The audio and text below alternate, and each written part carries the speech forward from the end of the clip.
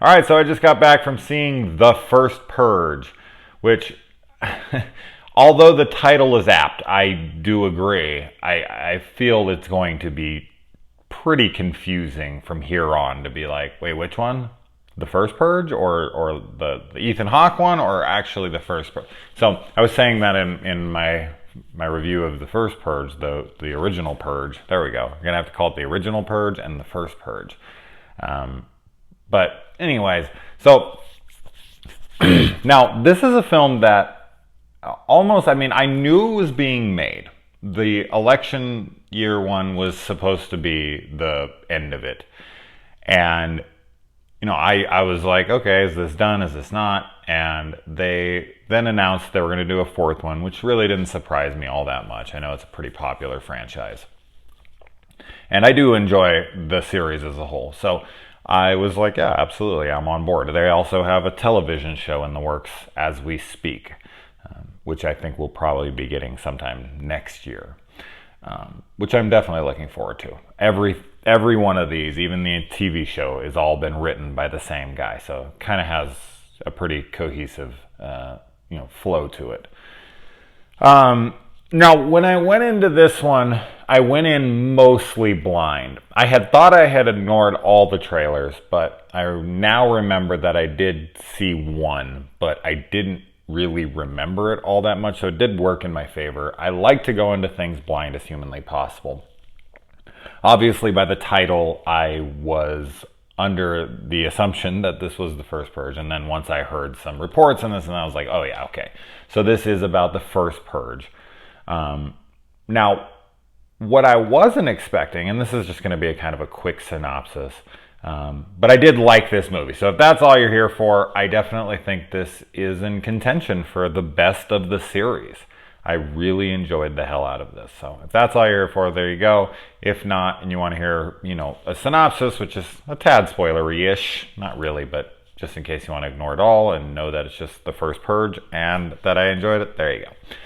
But kind of getting into the synopsis of it, this is about an experiment, and it is all contained on Staten Island, which I had heard it was on an island, and I just thought it was going to focus on an island, and the island was just going to be, a smaller piece in the larger scheme of things. Like, I thought that the Purge would be going on everywhere in the United States, but no, this is the first Purge, and it is being contained to one small area so that they can study it, so that they can dissect it and see that if it is effective or if it is not. It's it's something that they want to see what people will do. And I think what that adds to this, and because with the other Purge movies, that is a society, because in the first movie they're 5 years into the annual Purge that's been going on across the country, and most people are used to it. They're adapt to it at this point. They have their security systems up. They know what to expect. It's still hell, but they have an idea of what to expect. So their emotions are kind of in check, and we're not sitting there watching people who are not getting what's going on. Like, they are fully aware. And with this one, I really like the spin on it because no one knows what to expect. Like a lot of the people in this just think like nothing's going to happen. And when people start to go outside once it's commenced, they're just sitting there like, okay, is anything going to happen? Is nothing going to happen? Like, what is going to happen here? And as it starts to slowly all go wrong, because I mean, come on, this is a prequel. We know how this goes. Like, we know. Now, we might not know exactly how it all comes to be, because there are some twists and turns in here.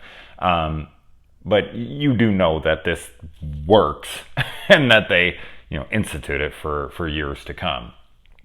But what I really enjoyed about this is, as I said, that aspect of it where we get to see people who are completely unfamiliar with this, people who think that this is either a hoax or that it's a big joke, that it's, never going to work. No one's going to give into it. And then there's people who are scared and think it's the end of the world. And I like that difference here, because in the last three films, especially the last two, they felt very similar. And this one definitely has its own stamp because of that element alone. Another thing that I really enjoyed was the characters in this. I thought that they were fleshed out better than any of the other films. And I grew pretty attached to a couple of them particularly. There is a very, there's going to be a fan favorite in this movie. I'm not going to say who or what, but let's just say he is a very interesting character. So I look forward to hearing what everyone's reactions are to this. I've talked to a bunch of people about it now who have seen it, and they are almost all like me, thinking that it was their favorite in the franchise as of yet. So I think the thing that I wasn't expecting was that at a point in this movie, it kind of turns into like The Raid almost. Or, there's a fight scene that's very reminiscent of that fight scene in Atomic Blonde. And it's just, I don't know, I was really surprised by the stylized action sequences and the fight sequences. I thought that those were really well done. And it actually kind of makes sense now, because this is the first one being directed by somebody else. The first three were directed by the same guy, the guy who wrote all of these. But he took a back seat on the director's side of things this time, and he got somebody else to do it. And we can see that change here, especially in those fight sequences. I really, really, really enjoyed the way that the town fell apart, but also came together. I thought all that stuff was done really well. And there's minor little irks and discrepancies and things that I could, take out or shorten or explore. And there's certain characters and whatnot that I'd like to either see more or less of. And I think that's pretty typical in most films. So that stuff just doesn't bother me. But I do think this was the smart thing to do. Like, making this a smaller, contained experiment, and really kind of just putting these people in a situation that they don't know exactly what is going to happen. It really just changed the dynamic of everything in the film. And of course, there's a lot of shady shit going on in it as well. I mean, the government who would put this into effect is not playing by the rules. So I don't think anything will be that surprising, but it all does kind of make sense. And of course, when you watch a movie like this, you really have to question, like, what would people do? That's always the question I leave the theater with. The most is just, would people do this? And a part of me, believes they would, and it saddens me. But, I was talking to a friend of mine, Rebecca, and she was pointing out something that I thought was a good point. She said that the first film poses a lot of different questions, and the last three films have just been answering pretty much the majority of them. And I guess that the film that you're going to enjoy the most of the sequels is going to be the one that answers the questions that you were most wondering about. And I think that's maybe why I enjoyed this one the most, is because I did have to sit there and wonder, when the first one came out, like, how the hell did something like this get passed? How did this become the norm? And this is that film that answers that finally. And I did like the answers that I got. I know that there's a lot of people, like, not a lot, but there's a few people, and I'm sure that will extrapolate and we'll get a ton of them.